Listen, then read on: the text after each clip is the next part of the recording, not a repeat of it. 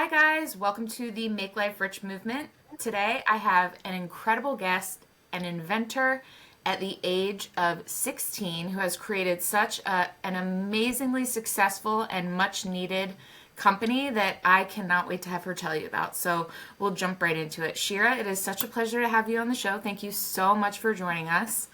Thank you for having me. So I would love to hear the entirety of how this product came into your brain.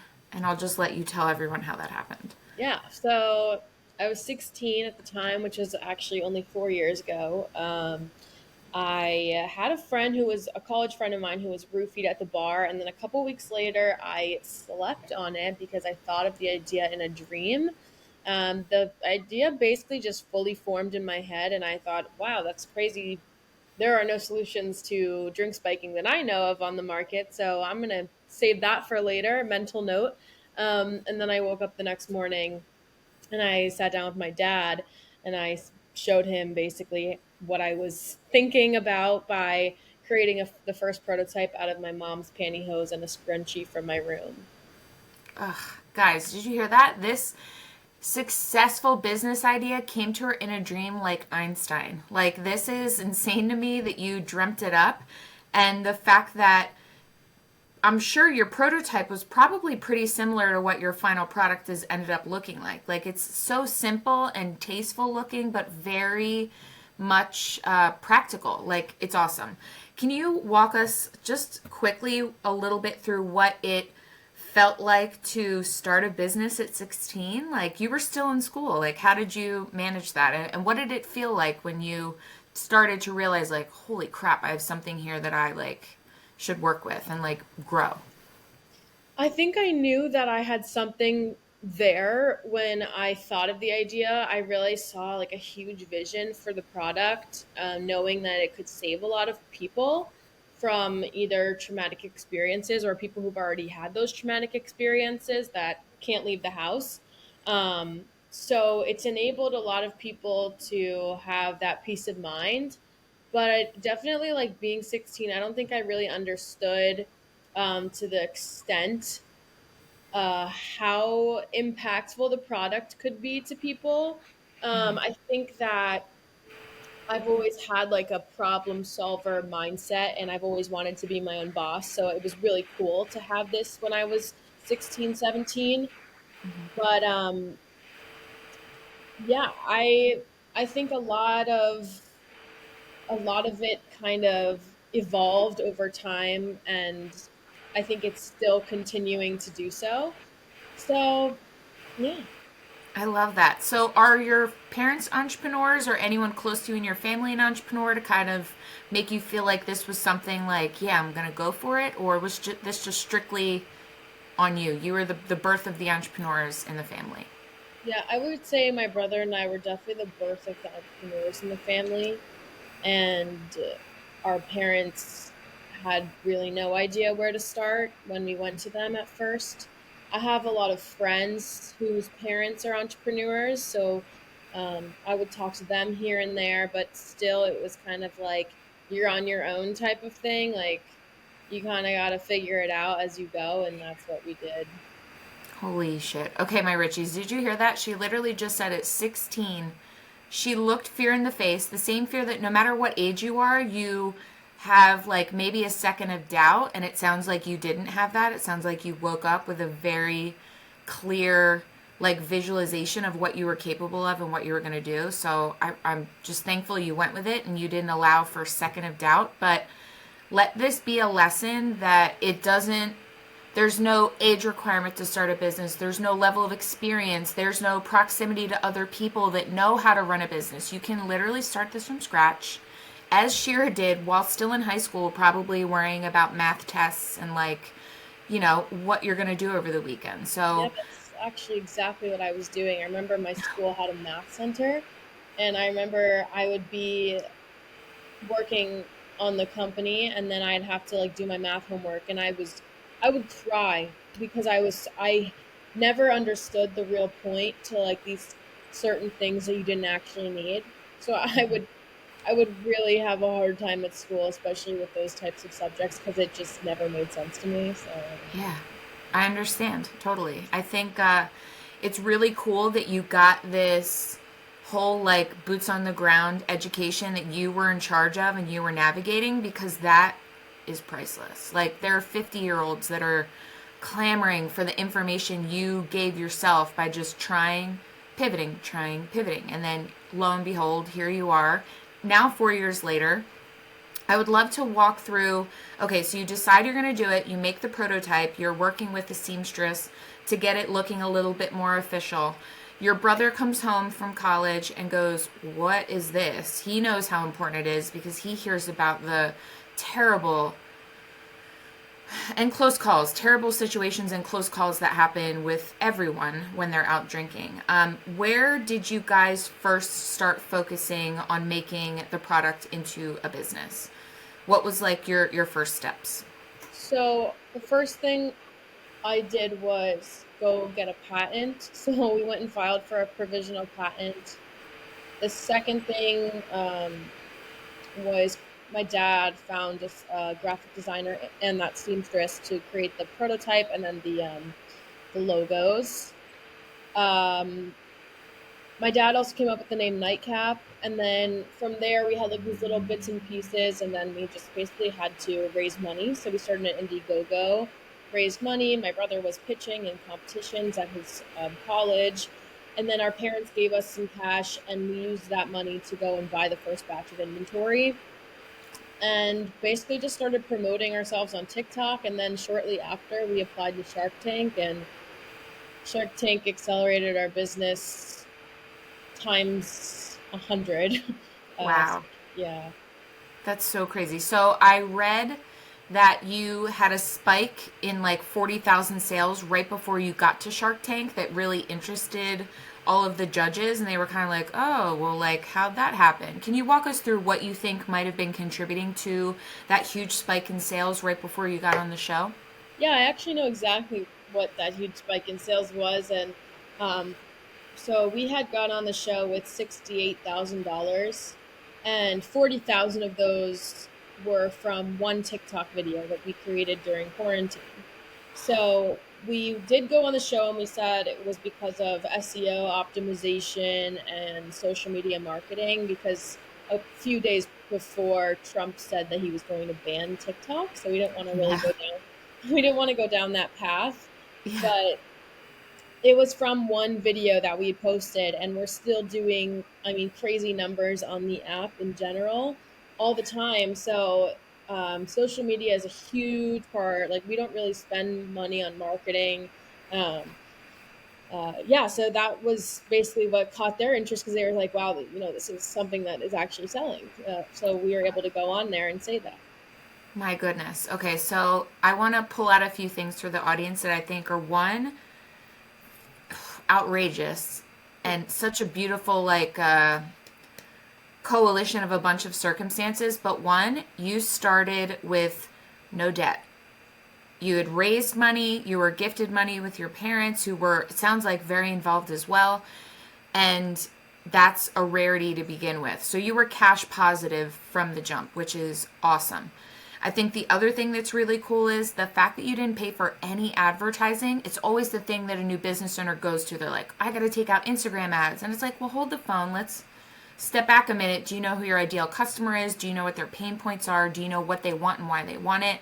And it sounds like that TikTok video provided all of that for your audience, enough to make it a no-brainer for them to purchase. And I'm sure that being the first iteration of your product, with all the additional products you've released since then, I'm sure you're getting a lot of repeat orders, people buying in bulk. I love your bachelorette kit. It's just, you guys have really thought about every single turn, and it's incredible. It is a rarity, and not to make this an age thing, but there are a lot of people with a lot of money and a lot of expertise that cannot make things fly and as successful as Shirah and her brother Michael and her family have been able to do. So big congrats to you, because Well, it's sick. thank you. Thank you. I think my brother definitely opened my eyes to a lot of aspects of business in that way, because I thought, I had this product I didn't realize you can't really have one product and become as successful as you want to be with one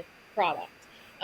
You could go into a lot of different areas. You can go into the bars and clubs, music festivals, all these different areas, but you really need to expand if you want to grow. And my brother showed me that by, you know, um, evolving into a keychain version that we have now, which is unisex, and we've expanded all the ways that we have now this bachelorette box that you mentioned with like different products in it, everything that you need for like a bachelorette party.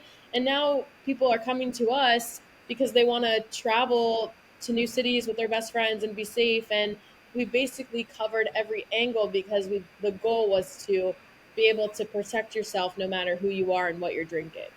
Yes, I love that. I would love for you to go just in a little bit on the new products that you've added. So, guys, if you didn't catch on to what the first iteration was, it was like an 80s style fabric scrunchie that has a little hidden slip. You pull out a cap that has elastic around it, you pop it over the top of your cup.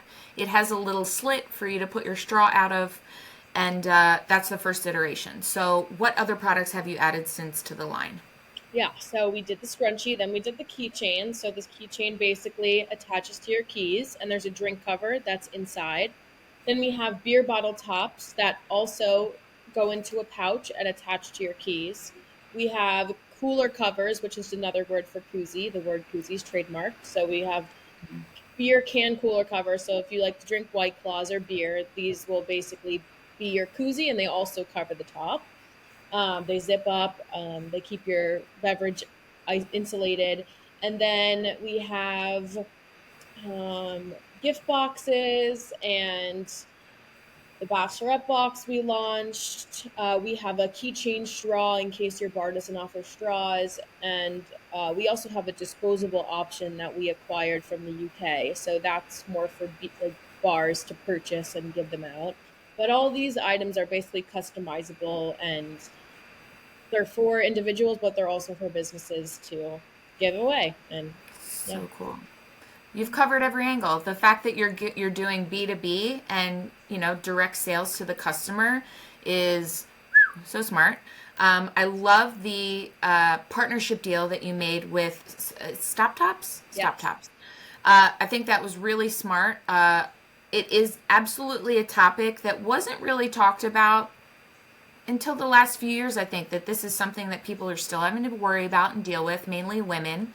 And it really puts a damper on like your day, like you want to go to a country festival and be balls to the wall with your drinks and not have to worry about like some loser creeper ruining your day and affecting your health. But I love that you are really just like catering to everyone. You've cornered this market. You're it. Aside from all of your patents and trademarks, like you've nailed this. Like you've been able to capture every single bit of business that would relate to what you're trying to protect people from. And I think that's crazy. Like this is a unicorn business for sure. And not to like fangirl, but I'm just so impressed. Like everything is awesome. thank you. Um, thank you. So sorry to be a creeper being so obsessed Not with a you, but not a literally creep, it's insane. not a creeper at all. Okay, so let's talk a little bit about Shark Tank. What was that like for you? I'm sure you get this question a lot, but were you terrified? Like, how did it feel? What were you guys preparing for before the taping? Like, break it all down for us. Yeah, so it was absolutely scary. That's like the number one question I get was like, was it scary? Yeah, it was scary. I was 17 when we went on. So I was 17. I think my brother was 22. We had to quarantine in a hotel in Las Vegas for 10 days because it was during COVID. And since I was a minor, my dad got to come with us. So we had like these two huge rooms that were connecting, and they would deliver like every meal to your room. And I'm actually going to launch my own podcast episode about this whole thing. So, um, yeah. But anyway, you're in the room for 10 days, and you're basically you can't leave. So you're entertaining yourself, you're working out, we're pitching. I printed out all the photos of the sharks and we just laid them out there, so we were just pitching and distracting ourselves, so if anything were to throw us off, we wouldn't mess up. And that was for 10 days. So we were just kind of like on this cycle of watching movies and doing the whole like hotel room thing. And then on the 10th day, they take you out and you are waiting behind these two doors. And then the first doors open, and you're just like, holy F. Like, doors open. There's no music when you walk down, and then you see Mr. Wonderful's head, and you stand there, and then you pitch, and it's just the craziest experience ever. And you know that at the time you're like, this is the craziest thing I'll ever do. um, you feel like you're in the TV screen because it's the set is built just like in the most insane way, um, but you literally feel like you're in what you're watching, if that makes sense. But yeah, we Yeah. got a deal with Lori, and we did a deal for $60,000 for 25% equity. Awesome. Yeah. Awesome. And she was like freaking lit when I mean, she's already like a smiley, chill, happy lady, but you could really tell that she was like, excuse me, what?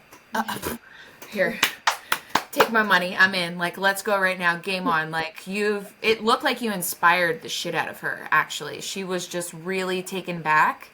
And I just love how seriously they took you. Like, it was great. And, not all guests really get the same level of interaction or candor that you got. So it had to feel like validation for this idea and this business, right? Like, walk us through what it felt like when she was like, "Oop, I'm in." It was the most surreal experience I've ever. I was 17 at the time. This idea was very fresh. It was probably less than a year or a year from thinking of the idea. So I was in high school, and like the validation or the criticism that I would get was from my fellow peers, um, that were 15, 16, 17 years old. So being able to go in there and get validation from not only like a successful person, but like Lori is like the person we went in there wanting. Mm-hmm. Um, and the words that she said, I don't think it could have gone any better.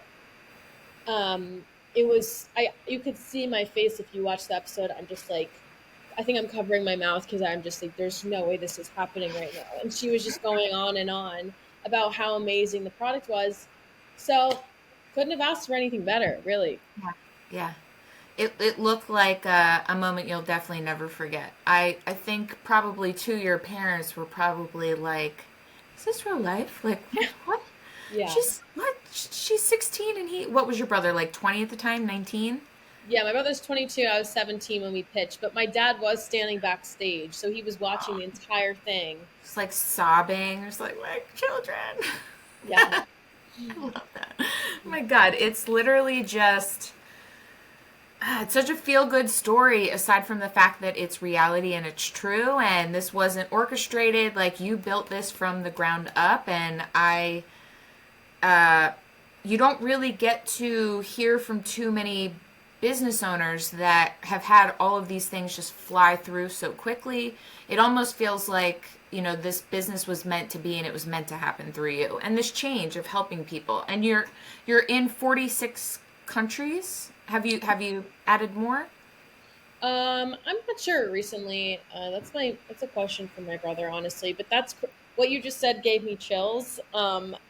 I truly believe that. I feel like a lot of things have just like added up for us in weird ways, and yeah, I think it's also meant to be. And I think that like getting an idea come to you in a dream, I think that's also like you're supposed to act on those things. Mm-hmm. So I could have had that dream and not done anything about it. And in my opinion, I think it would have like either bothered me until I did something about it, or it would have like gone to someone else. And Mm-hmm. yeah. I love it. So tell us a little bit about so you've been an entrepreneur for 4 years now. What has been one of your like hardest lessons that you're really happy you got out of the way nice and early? Ooh, hardest lesson. Hmm. And it doesn't have to have a negative consequence. It could be something that was just like, maybe you had to really rally yourself or you're just like feeling uncertain about like how to move forward and then you figured it out and now you're like, okay, cool. That's like, I can do that in my sleep now. I would say the combination of being able to focus with like combining the ability to focus as well as like the people around you. um I guess it's always hard to like adjust to your environment. So you can be an entrepreneur and surround yourself with other entrepreneurs, but then you could also be comparing yourselves to those entrepreneurs, or you could be an entrepreneur that's surrounded by people who work 9 to 5s, and then you could be like, I need to be working from 9 to 5. So like I think the hardest lesson was creating my own routine and figuring out, what do I need to get done. I don't need to be sitting in the office just because my friends are sitting at their offices. I Mm-hmm. just need to get done what I need to get done. And it's different for everyone. So I think that routine aspect and just focusing on what is actually important rather than what everyone else is doing is a big one. Huge. And taking autonomy over what you want to do with your day and then structuring out how you want to make it productive, to me, is the easiest way to make something still be enjoyable while making it productive. And as an entrepreneur, you're right. It's definitely a juggle, and then you figure out what works for you. And that's not to say it's going to work indefinitely, but it is definitely something that once you at least adapt and get the skill of being able to change and pivot when you need to, but still know that you're capable of it, like, that's an incredible lesson to have nailed down and like made a part of yourself. It sounds like you are, very dialed in on what your specific needs are. So what does that routine look like?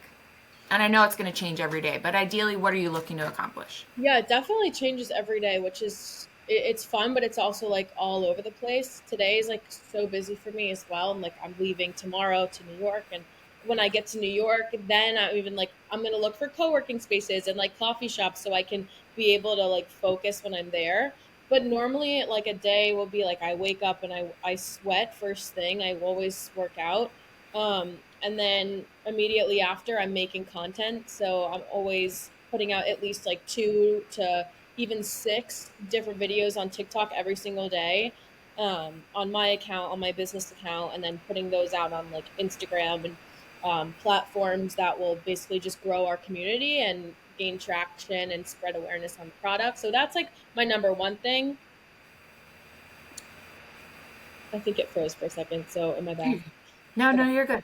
Um, So content is number one. Then I have to look through like what I have to do that either involves staying home and like product photography, or going into the office and doing meetings with my brother. He's in the office more than me because a lot of the stuff I do, I need to be at home. I need my camera and I need like flexibility to like talk to my phone and yeah. So a lot of the times I like am doing stuff like this. Like I do a lot of podcasts, probably once or twice a week, and then I also have my own. So it's a lot. Yeah. Um, and then I work pretty closely with TikTok now. So selling through TikTok Shop and all these little things here and there. I know I've been talking for No, 10 minutes, but yeah, no, I you're do good. It's the day. lots. Yeah. Um, And I'm probably done depending on the day. I could be done at like 4 on a easy day or like 7 or 8 on a hard day. And then I'll make dinner, hang out with my roommates, hang out with my dog, go to bed. Yeah, I like the simple life. I love that. I really do. I think you nailed everything on the head. It sounds like every entrepreneur's day I know of, but you are very busy. And you're very busy because your company is very successful. You guys have sold over, is it over 400,000 pieces now? Yeah, I believe it's 500,000. We've done $5 million in sales, which is like humongous, but it's also like my brother and I are the we're the only employees. So we do everything. Yeah. So if you had more employees, it'd be less work, but we just decide, we don't really need more. Yeah. Uh, yeah. I love that. Keeping it lean and mean is the way to grow super quick, especially because you we're capable of doing this at 16. Like, there are going to be few and far between people that can outwork you and your brother on something that you guys are like eat, sleeping, and breathing. And, you know, it has to feel amazing to like know in your heart that you did good with like the money that your parents gave you and you turned it into a freaking empire before you're 25. Like, Actually, yeah. Well, so I just want to put it out there that like when I was 16 and 17, I definitely let my brother take the reins on a lot of the company. Um, I would do the real easy tasks and make like decisions here and there. But I don't think it was until like a year and a half ago when I dropped out of school that I really like became full time and understood like every aspect of the company. So when I was 16, I did not have days like this, but yeah. now I do, and I'm happy that I do. Yeah, it's amazing. And shout out to Michael. I think it's a beautiful, like, a relationship you guys have to have been able to do this. I think my sister and I would have to really dig deep to start a business from scratch together. But shout out to Michael. Shout out to Michael also being very young when this started. He wasn't even able to go to the bars where he could use this product when you guys started this business, okay? So I think that just first and foremost is also very important to mention. You guys were out on a limb, you jumped off the cliff before you had like the glider thing to get down, and you built it on the way. It's incredible. And I want to point out, not to like big sister you, but don't denounce all of the work you did from 16 to 18 to get emotionally prepared for what is the day-to-day reality that you now have, because there are a lot of business owners and a lot of people that could be your parents' age that haven't figured out the emotional component and growing into being a better, more capable, more educated person on what it is they want to do. They just dive in head first and really ignore the component of like, no, you got to be in a good spot too to be able to take this passion project and turn it into a $5 million company. Like, it's insane. You did a lot of heavy lifting as well, and it led you to now be able to jump in and like, if you needed to, you guys could be swapping off on what you're doing. Probably not. You probably wouldn't want to. Everybody's got their vein of what their specialty is, but you've done amazing work. You've done a lot of heavy lifting too. Thank you. Thank you. I would love to know where exactly you came up with like your branding for socials. Was it just purely education, trying to like just first and foremost let women and young girls out there know that like this is a thing? Like, if you haven't seen it on television or known someone that's had it happen to them, you know, you can not ignore but be blissfully unaware of what dangers lie out there for something as fun as going to a party or a club. Yeah, well, branding, we hired someone for, so our logo and all the fun colors and little icons that you see, not us. But I did learn a lot from working with someone and seeing how much goes into it and how important it is. And now people, I think after that, people really know Nightcap is the name of the company, which a lot of times they would just say, oh, that's scrunchy. But no, they like really know the name now because the branding is there. And it's always nice to outsource it and let someone do that when you don't know how. Heck yeah. But as for like content and stuff, it was all trial and error. And it just started by wanting to get in front of a larger audience because TikTok can put your product in front of more people than any other platform can.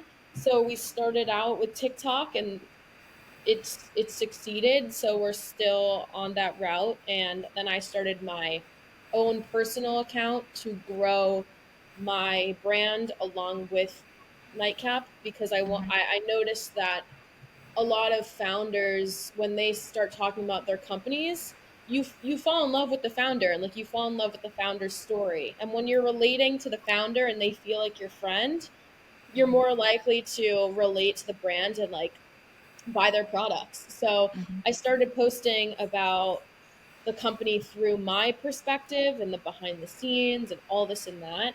And that's taken off. So that was all trial and error too, though. When I started, I was like, I have no idea what I'm doing. And now it's like a formula. Yeah. So, what is your formula, if you don't mind sharing?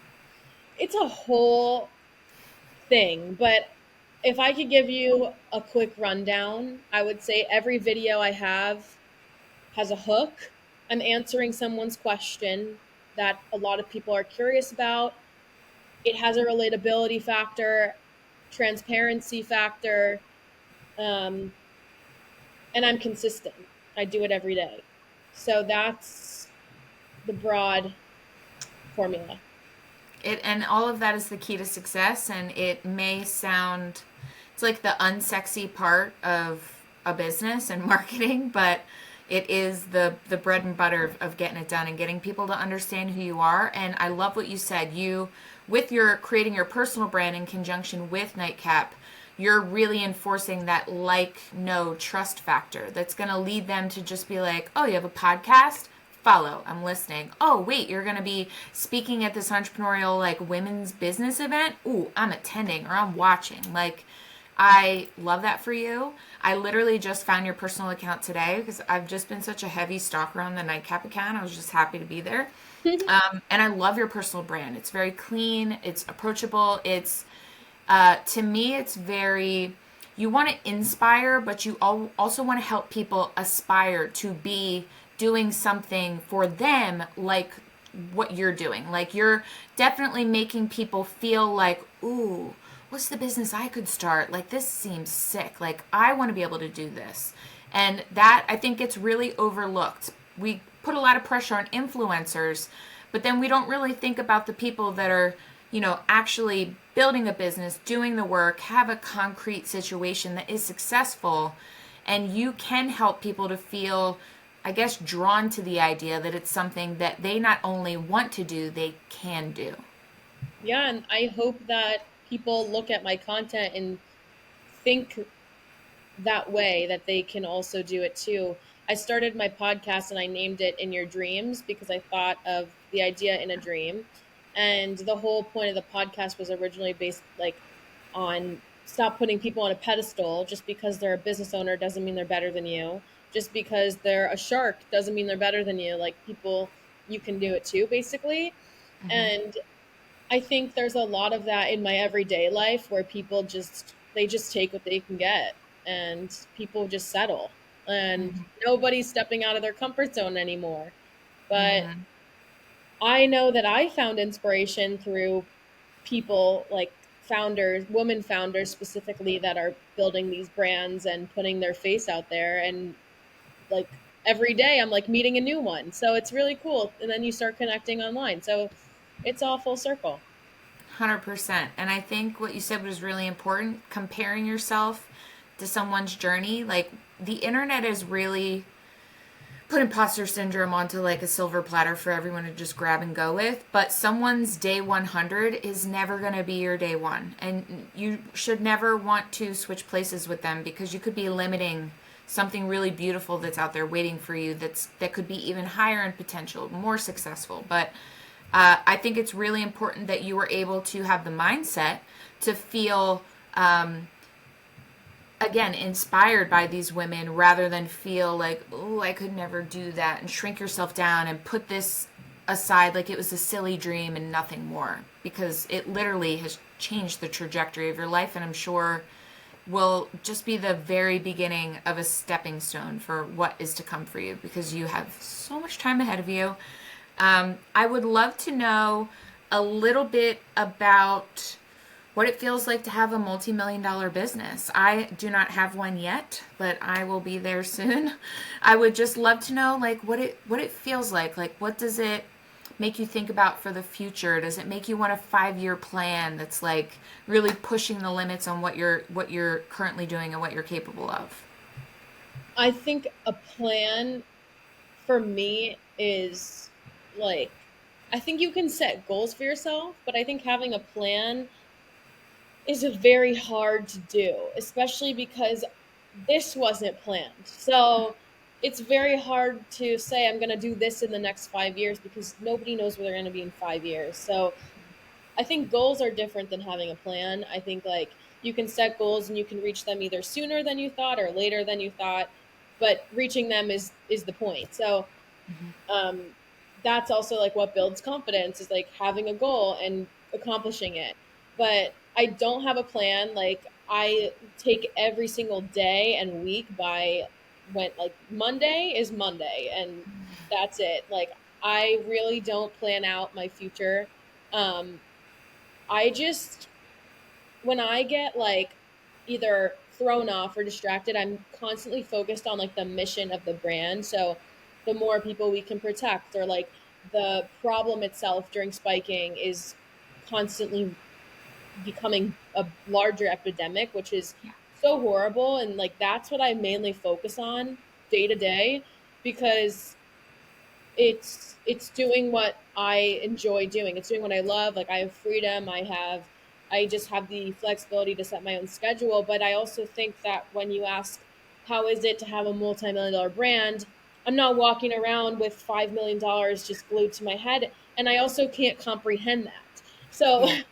like I reached 100,000 followers on TikTok yesterday, and it's just like 100,000 people could probably fill up a stadium, but nobody's here comprehending those numbers, and the ones who do take it and they run with it and then their head gets huge. But I think that you just take every day by day and then you kind of figure it out from there, and you just like if you have a passion or if you're like, oh, I want to try this certain activity, I think that it's pulling you that way for a certain reason. And yeah, dreams are meant to be followed, which is what Mel Robbins says. So shout out. Yes. Yeah. Love her.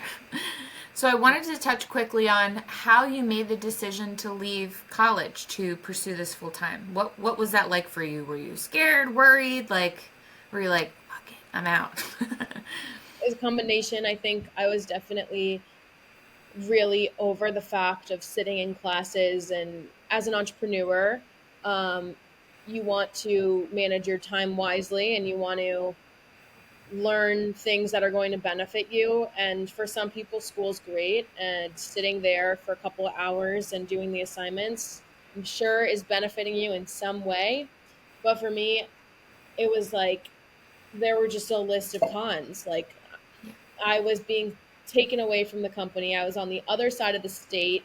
I I was living in Tampa. I went to University of Tampa, and it was just I felt okay. So my life is on pause. I can't work on the company for real until I graduate, which would be not even it would be in 2024. Yeah. So I said, I can't do this anymore. If I really want to do it, I'll go back, but it'll always Right. be there. Yeah, Right. I love that. And that's a really great way to look at it. Take the yeah. chance now, and they're 90-year-olds in college, so you can go back whenever you'd like. Yeah, I think if anyone's like out there making a big decision like that, I always resort to a pros and cons list. And then I never make a decision based on people, Yes. um, based on other people. So if my best friend was at college with me, sorry, but I can't stay there for one person. It's like it's gonna open so many more doors and opportunities and like life experience if you're gonna do what's meant for you. Yeah, and holy shit, did it open up some doors for you. Shira, this was such a pleasure. I'm going to ask you the last question that I asked all of my guests. How do you make your life rich? Like just in any way, like how does Yeah, it feel? like your feelings, your mental health, your physical health, like being able to just like go and do whatever you want because you can, because you have freedom. Like, what makes you feel like your best? What makes me feel my best, what makes me feel rich, I would say is um taking care of the body that you're in. So I would say like working out,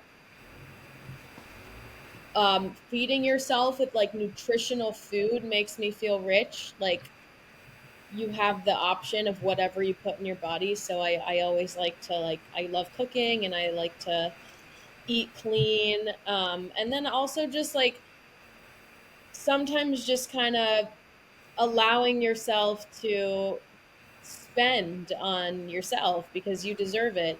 And not being, I like to say, not holding on to money so tight because then it wants to let go.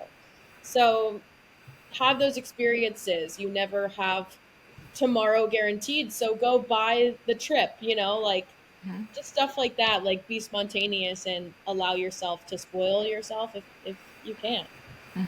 I love that. That is beautiful. And you Thanks. you deserve all of that, and so does everyone listening. So do you. Yeah. So do we all, right? Yeah. We, Shira, yeah. this was a pleasure. You are such a freaking rock star, a high achieving MFer, and I am so thankful to now know you. I can't wait to keep following along now that I've found your personal account. I'll be stalking you today, but this has been great. Thank you so much for speaking with us and just telling us all about your journey with the Nightcap. Awesome. Thank you for having me. And if you guys have any questions or want to follow Nightcap, it's Nightcap It on TikTok and Instagram. My TikTok is SHIRAAH. And then I have In Your Dreams podcast. Beautiful. And I will link all of that in the show notes, guys, so you don't have to do any work. You'll just click on the episode, go to the show notes, and they'll be right there. Cool. Sweet. Thank you so much, Shira. Of course.